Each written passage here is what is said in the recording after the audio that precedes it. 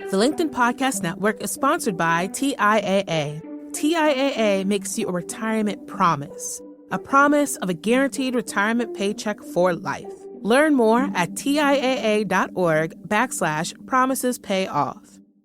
When we're constantly coming from this unconscious state, we never take time to really look at how am I responding? How can I do this differently? And then how can I celebrate me?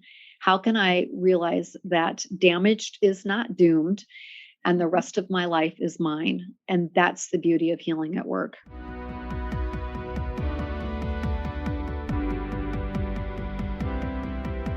I'm Morra Aarons-Mele, and this is The Anxious Achiever. We look at stories from business leaders who've dealt with anxiety, depression, or other mental health challenges, how they fell down, how they pick themselves up, and how they hope work can change in the future.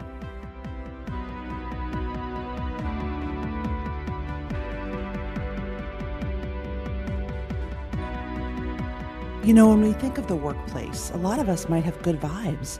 We might love our job and our coworkers. For a lot of us, though, work is a place where there can be tension, drama, and discomfort.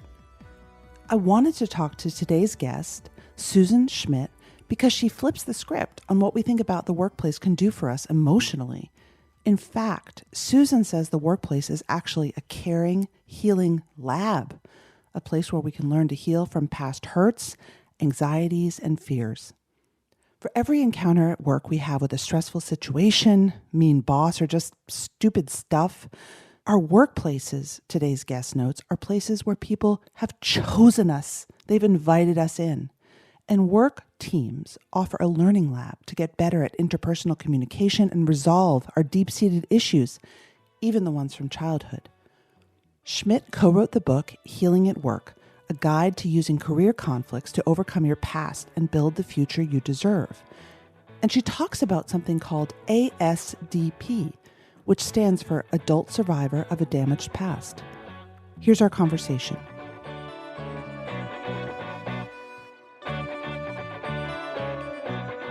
You chose the workplace as a venue for healing. And you note right up front, for a lot of us, that feels really counterintuitive, right? Mm-hmm. Like, ugh, the office is not healing. That's true. But you say, no, stay with me here. Why? You know, there are actually several reasons why the workplace is the perfect place for emotional healing. First of all, I don't know if you're familiar, you probably are, with Dr. Martin Seligman's work on flourishing. He has a model that he says there are 5 ingredients to really flourishing in your life. And the 5 ingredients can all be achieved in the workplace. The first one is called positive emotion. And so when you think about your life in your career, there are a lot of positive emotions that occur. Just getting hired, you know, you're the only one who was picked, the best person picked for the job. That right there creates positive emotion. Secondly, the second category for flourishing is engagement. And of course, now more than ever, companies are focused on engaging their employees. Many companies, including my own, are focused on listening to employees, trying to understand what's working and what's not. R, which is the third ingredient, stands for relationships. And of course, the workplace is full of relationships. We meet people at work we would never meet otherwise. And so the opportunity for developing meaningful relationships is available to us. The M stands for meaning. We need meaning in our lives. And of course, from a career standpoint, many of us find meaning in the work that we do. And also, many companies stand for a greater purpose or a higher meaning and calling. And then finally, the last ingredient that Dr. Seligman talks about is achievement. We need to achieve in order to feel like we can flourish. And of course, again, the workplace is all about achievement and results. And so right there is sort of the first opening to say, maybe we should be using the workplace in a different way. And then the second reason why I think the workplace is so perfect for healing is that it is full of conflict. My co-author Martha and I call conflict bumper car moments, when you're, going about your day, about your life and your job, and all of a sudden someone comes crashing into you, or you go accidentally crashing into somebody else, triggering a lot of emotional negative responses. And I believe that most people try to avoid conflict. None of us really like it. But if we look at conflict as a catalyst for growth, we can learn how to navigate the conflict in a very different way that allows us to practice new responses when we get emotionally triggered. Because for about 2/3 of us, it's very likely that we have old triggers from our past that may be sneaking into our workplaces every day and causing havoc. Yeah. I mean, the premise of your book, which is super interesting, going back to those of us who are carrying stuff from our past, is that the workplace is almost like a lab to work out and unlearn things that happened in your childhood with your family, who of course you could not choose, unlike your coworkers. They didn't choose you for most of us, and you didn't choose them. And so it's super interesting. You frame this in the context of people who are AS for Sam, DPs. How do ASDPs function differently at work? What are some common characteristics? Sure. First of all, let me explain what an ASDP is. So about 2/3 of adults grew up in a childhood before the age of 18 and experienced at least one of 10 adverse childhood experiences. Right, the ACEs. Yeah, the ACEs, exactly. And so when Martha and I were writing the book, we were trying to think of, something to call those of us that come from a dysfunctional past. And ACOA, which is a common term that's used for adult children of alcoholics, is useful, but we felt it was too narrow and really describing, this broad group of us that did experience at least one or more of the ACEs. And so we came up with the term adult survivor of a damaged past. And so basically, adult means that we are adults now. We get to choose how we live our lives. We don't have to be prisoners to the past. Survivor is, I think, a hopeful word of resilience, that whatever dysfunctional dynamic you experienced when you were younger is also a great gift in teaching the ability to manage difficult situations. Damaged is not about us being damaged. It's more about having beliefs about ourselves that are damaging. And the past recognizes that, when you have experienced something negative in your, before the age of 18, the past can sometimes stay with us. And, it's almost like a heavy burden we carry in our hearts. But the opportunity is to realize that we don't have to be guided by unconsciously the impact of that past, that we can break through that. And so ASDPs, we show up very differently in the workplace. And it's a really interesting question because, when I think about Martha and she and I are both ASDPs, but we are like totally differently. We operate totally differently from a career standpoint. So there's not a specific pattern. So for me, for example, I've spent 30 plus years in the corporate world. Martha self-selected to be her own boss and to not work in a company, but rather to work with companies. And, but I think some of the common characteristics that are true for ASDPs is that we carry some limiting belief about ourselves or limiting beliefs that affect how we interpret today's experiences in our career. So for me, for example, if you looked at my career, you'd say, well, that was pretty successful. However, what you wouldn't know is that underneath that success of the achievements was an underlying belief about myself that I was not good enough, and that it was my job every single day for, I hate to admit this, 30 years of my 34-year career to go out and prove myself over and over and over again. And that this is because a direct sort of a line between your experience as a child and this proving. Yeah, that's exactly right. I call it living the unconscious wounded career path. And what I mean by that is that for me, for sure, and I have the privilege of working with lots of people in the workplace, I see this dynamic a lot, is we are unconscious to how much those past negative beliefs about ourselves, our past triggers, the things that trigger us when we have a negative, emotional explosion that occurs when something negative's happened in our minds in the workplace. And there's this feeling that we're never enough. We have to constantly keep pushing. And some people choose a path of overachiever, which is not uncommon. That's the combination of people pleaser and perfectionist. Some people actually respond from the place of fighting. They're the bullies in the workplace. Hmm. So that's another way that people can respond. And then the third way is that some people become invisible. I know one woman, for example, who told me that she spent her 30-year career and she never spoke first until spoken to. And, some Wow. people, stay quiet and stay hidden, keep their heads down in the workplace, and others leave companies when they feel like the environment's become too toxic for themselves. So ASDPs, I think the commonality is having experienced some negative event, some dysfunctional dynamic. And actually it's interesting, Maura, some people have told me, I didn't experience one of those ACEs, but I did have an overly critical parent or a parent that was overbearing. And I have some of those same limiting beliefs.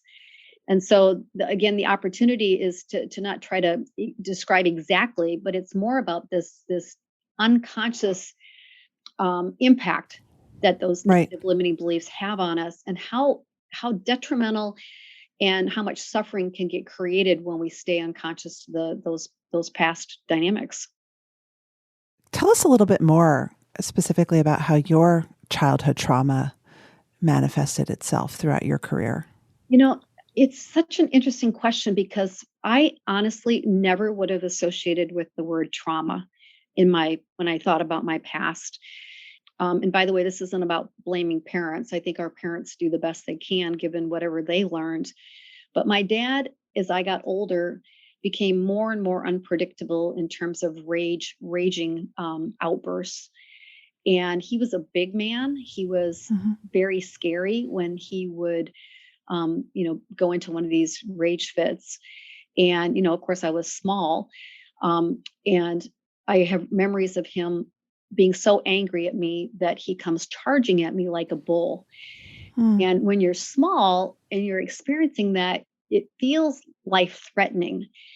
And, so there's just this unpredictable dynamic that led to us feeling like we had to walk around on eggshells in the house, constantly being hyper vigilant to watch for his mood and whether or not it was good or bad. Hmm. Unfortunately, it was too hard to predict that.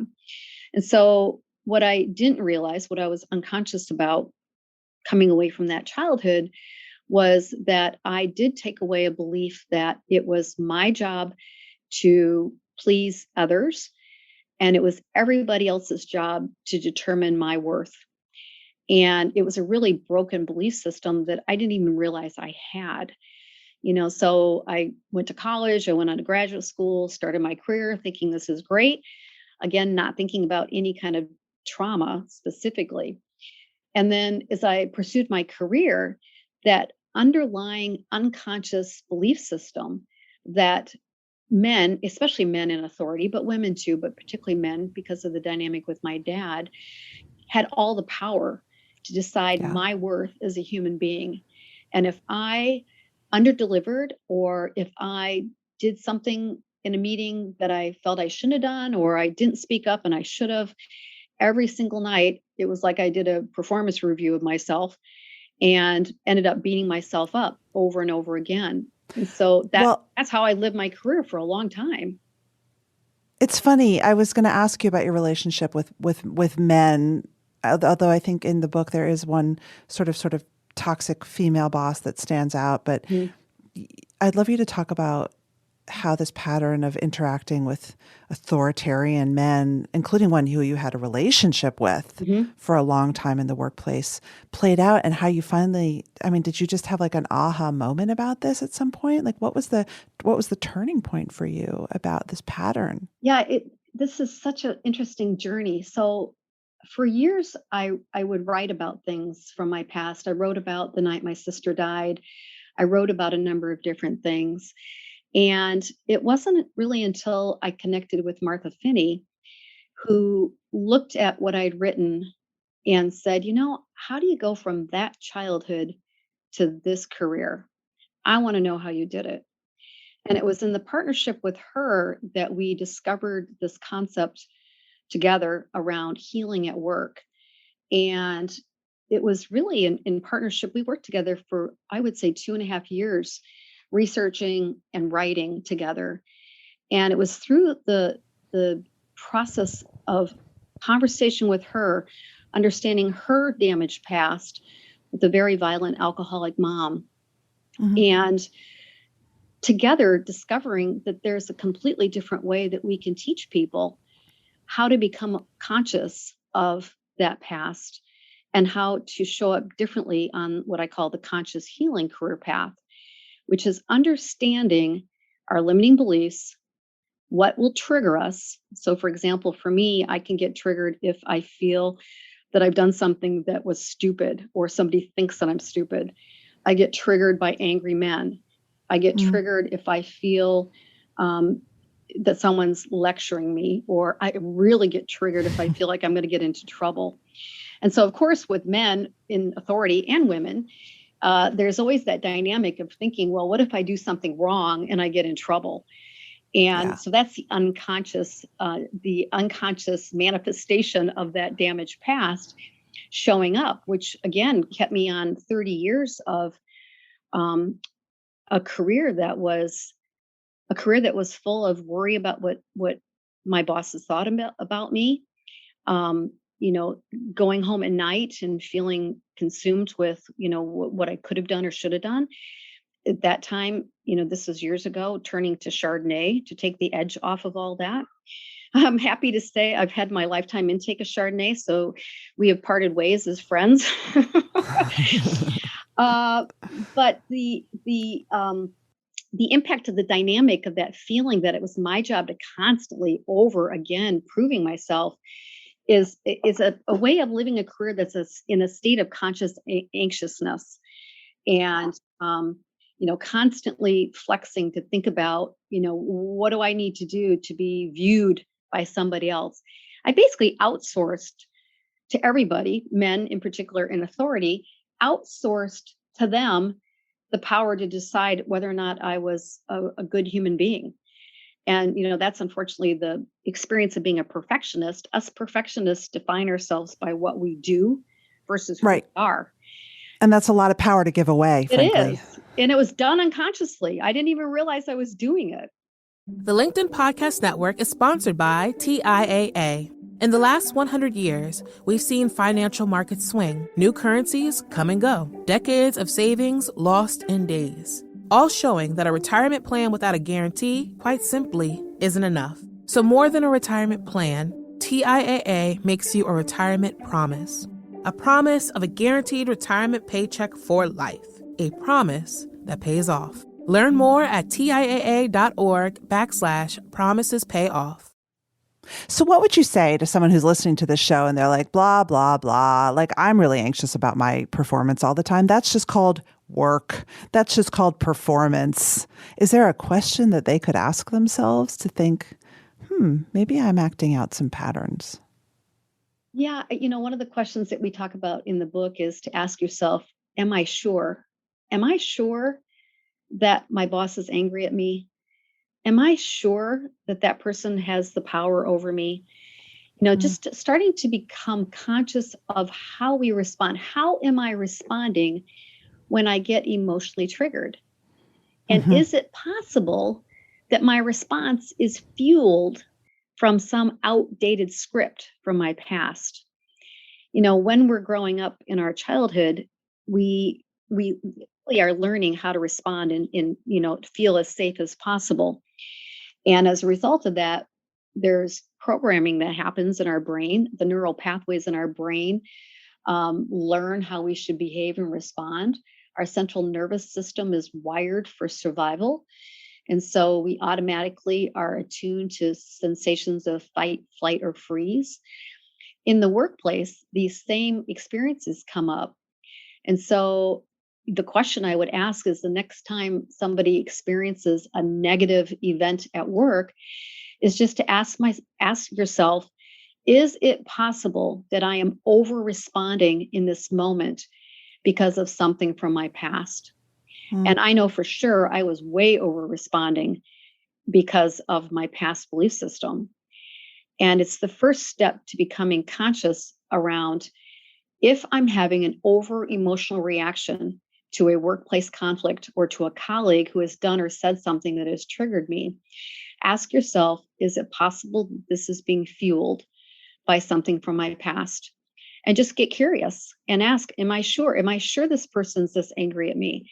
Am I sure that I deserve to get in trouble? Whatever that might be. I want to zero in on a word you just used, over emotional. Mm-hmm. What did you mean when you used that word, over emotional response? So, what I've noticed about myself and others is that when someone has a reaction to something that's occurred in the workplace, and it seems to be a much stronger reaction than the facts of the situation would suggest, to me, that's a clue that the person may be having an unconscious response that is fueled from something that happened in their past. I know for me that when I get triggered, an emotional trigger, let's say my boss does or does not say something to me in a meeting, and I take it to mean that I haven't performed at the level I thought I should have. My immediate response, because of my old wiring, is to go into a mode of, oh my gosh, what do I need to do to fix this? And of course, overachievers tend to have not great work-life balance because we're constantly trying to prove ourselves. And you go into this sort of response of, how do I manage this situation to make myself feel better? I'll give you another example. I remember a situation, this was many, many years ago, where a set of circumstances occurred that were all unrelated. And individual was involved, and the individual got very angry about this set of unrelated circumstances that had occurred. He took it personally. He took it as a series of disrespectful acts that people were doing against him. And actually, I was kind of curious because his response was so over the top. And my question to him was, is it possible that your reaction in this moment, because I asked him how he was feeling, he said he was feeling disrespected, but the over the top angry response was an indication to me, but that there was maybe something else going on here that was adding, an accelerant to his emotional response to the situation of today. And as we talked, it became very clear that there were some things that had happened in his past where he had felt disrespected, and his initial response was, no, this happened, and I'm interpreting it correctly. What I love about this individual is he came back to me several months later and ended up telling me how much he thought about the question around, is it a possibility that something from the past is adding fuel to your reaction today? So when I talk about an over response, an over emotional response, it's where someone goes into a series of either, angry outbursts. For me, it's about this over response from feeling the anxiety, the stress and worry. And, so people have different responses to their triggers.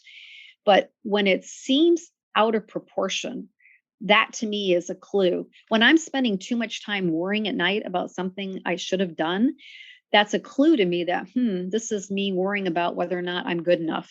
Okay, I need to slow down and take a look at what's going on. And I need to self-regulate my emotions because I'm responding unconsciously to, so it's like the childhood ghost is driven into work with you. God. Well, let's learning lab this, because one of the things that I really like about your approach is that you have all these really practical ways that you can actually literally flip the script on these old, what Jerry Colonna would call childhood hurts. And you have this thing called the rapid power reclaim method, Yes, which is something that you can literally do when you're triggered, when you are in a conflict or you are triggered and you're having this negative emotional reaction. Yep. Okay, so let's do it. First of all, what is the rapid power reclaim method? Well, there are 3 steps to it, and there are 3 simple steps. I'll tell you, step 1 is called create choice.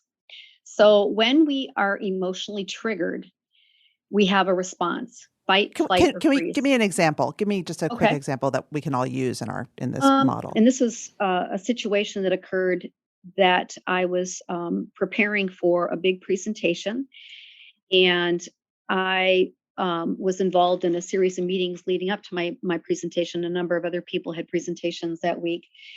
And during the week, at that time, my boss made some comments that I interpreted to be that I wasn't doing enough in my job. The comments were around something related to an element of the HR strategy. And he would share these things, in the various days leading up to the presentation that I was going to be making. Well, the night before my presentation, I was feeling a lot of stress. I was feeling emotional. I was feeling triggered. And the trigger was somehow I wasn't good enough and that I hadn't done something that I should have done related to this element of the HR strategy. And I remember my team and I were up late that night finishing the presentation to like midnight, which of course is never good to be short on sleep when you're triggered. I don't recommend that. And so the next morning I woke up really early and I just felt really emotional. I felt sad. I felt rejected. All of this emotion was coming up. And so the very first step was the in terms of creating choice. If we stay in that state that I was just describing, we have no choice. We go into our old automatic responses and we get lost in the trigger. So the very first step is this idea of creating choice. And the first thing is to say, oh my gosh, I am having a bumper car moment. It's with myself, conflict in my own head, based on something that my boss at the time had said. I took it to mean that I wasn't good enough in my job. And, so the realization in terms of creating choices is to say, oh my gosh, I'm having a bumper car moment. Mm-hmm. And the very first thing we have to do is to manage that physiological triggered response. For me, when I get triggered, I feel like a hook has just grabbed me underneath my sternum. I start to breathe heavy. My heart rate goes up. I feel, the anxiety blanket has covered me. Yes. And I just feel afraid. I feel this fear of, whatever. And, so for me, releasing that physiological reaction is the first step of creating choice. And there are lots of ways to purge that energy. We probably don't have time to go into all the ways, but one way that I really love is a woman named Sheila Darcy just wrote a book, and I'm not going to get the name correct, but she has a whole way of thinking around what she calls sketch poetic. And I have one of her sketch pads. And in her new book, she talks about how do you purge emotion, feelings that are going on inside of you? How do you get them out of you? And she does it through using sketch. And so just taking a sketch pad and just taking a pen and sketching the feeling of anxiety, just to get it out of my body onto the paper. The art, it's not about being an artist at all. It's more about releasing that emotional energy that is coming up and getting it out of your system, purging it. So that's one way. Okay, so you've created choice. Let's, because I want to make sure we give this to people. So step one, when you're doing your rapid power reclaim, is that you're creating choice. You're saying, I don't have to do this right now. I can act another way. Right. And you can manage the physiological response by releasing it. Lots of ways to do it. Step two is called elevate action. And so elevate action, once we've released that energy going on inside of us, that negative energy, then we can say to ourselves, what do I need to do in this moment to elevate my action? And what I did in this particular moment was I took a little pink Post-it note, and on the pink Post-it note, I wrote, your boss is not your dad. I wrote, your team has done a great job preparing this strategy. It's the best strategy you've ever presented. I also wrote on the pink Post-it note, you have choices and options. In other words, my life doesn't have to be completely, focused on this one particular job, this one particular company. And during the presentation the next day, I put that pink Post-it note underneath the camera on my laptop, and I had it there the entire time I was presenting.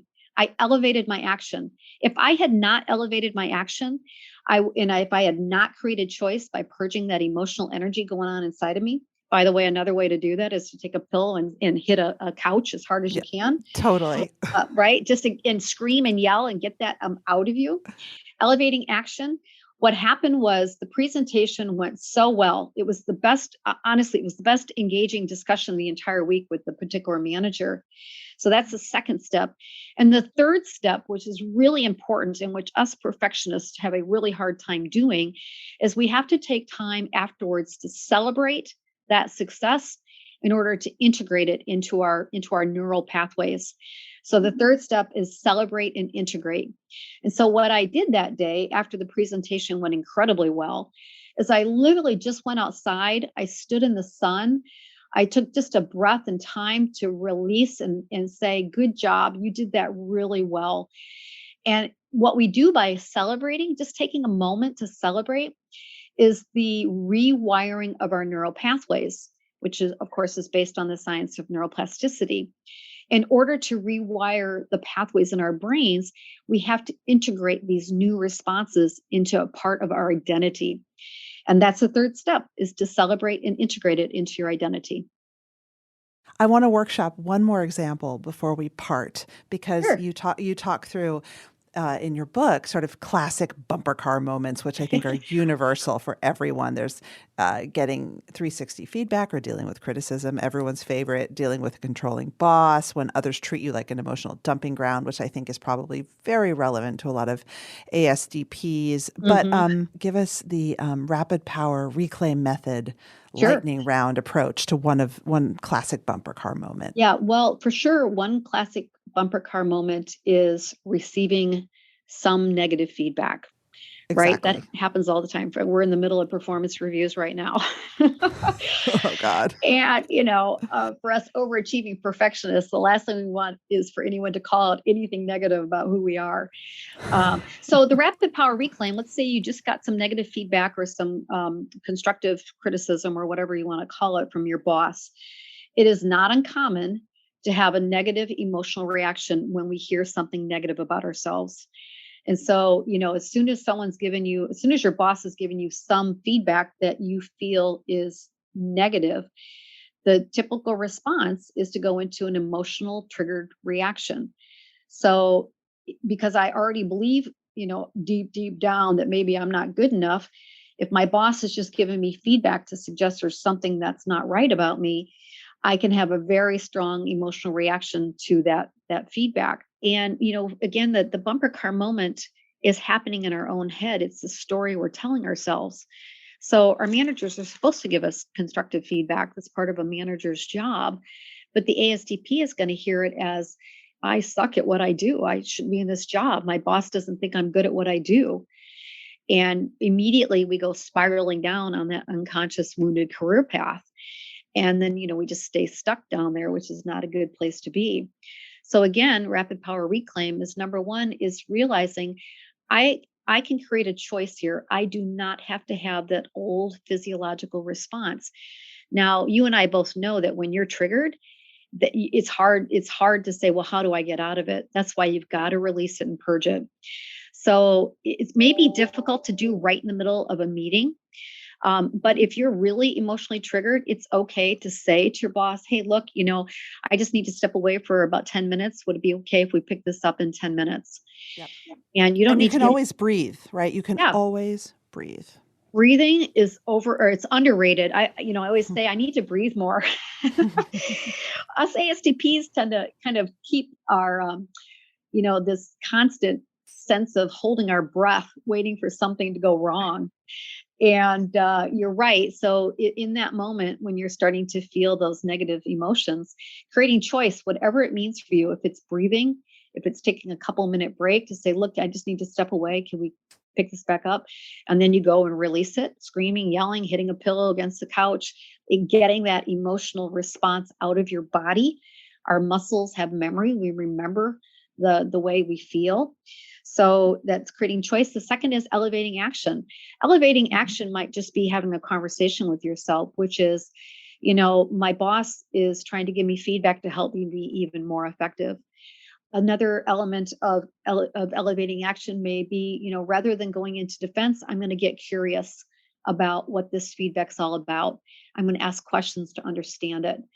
I'm going to really focus on what I can learn from this feedback versus beat myself up with it. So each person's going to have their own idea about how they can elevate action in that moment. But to just be intentional about what can I do to go back into this conversation with my manager and get curious. You mentioned this about my performance. Can you say more about that?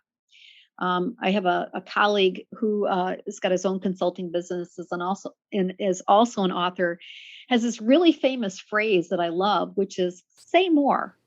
We have a tendency when we're lost in our trigger and we have no choice to not be able to hear or ask questions. You just want to get out of the room as fast as you can, basically. Do. And cry in a corner. Yes. Yeah, exactly. Because the idea of saying to your boss and being curious is, can you say more about that? When do you see me do that? What advice do you have for me? So that's elevating action. And then again, that third step, celebrating and integrating, is so key. When we have a different response to an old trigger and we've handled a situation in a way where we're coming from our highest functioning self, we've got to take time to go figure out what to do to celebrate. I am not good at celebrating. And so a woman named Celine DaCosta, who I've worked with, taught me something simple, which is just go into your iPhone and put in the notes page a section called celebrations and things that you can do that make yourself feel better. So I started a little sheet in my notes of these are things that make me feel like I'm celebrating. For me, celebrating might just be taking a hot bath at the end of the day and congratulating myself about handling that criticism in a way that was positive. It can be different for everybody, but it's such a key step to integrate that into how I responded differently, consciously, than how I would have responded in the past. Yeah. I think the celebration would be is if you do the say more and you sit and you stay and listen and literally and don't flee, right? I think that would be such a cause for celebration for so many of us. I agree. I just, when we're constantly coming from this unconscious state, we never take time to really look at how am I responding? How can I do this differently? And then how can I celebrate me? How can I realize that damaged is not doomed and the rest of my life is mine? And that's the beauty of healing at work. That's it for today's show. Thank you to my producer, Mary Dew. Thanks to the team at HBR. I'm grateful to our guests for sharing their experiences and truths. For you, our listeners, who ask me to cover certain items and keep the feedback coming. Please do send me feedback. You can email me. You can leave a message on LinkedIn for me or tweet me at Morra AM. And if you love the show, tell your friends. Subscribe and leave a review. From HBR Presents, this is Morra Aarons-Mele.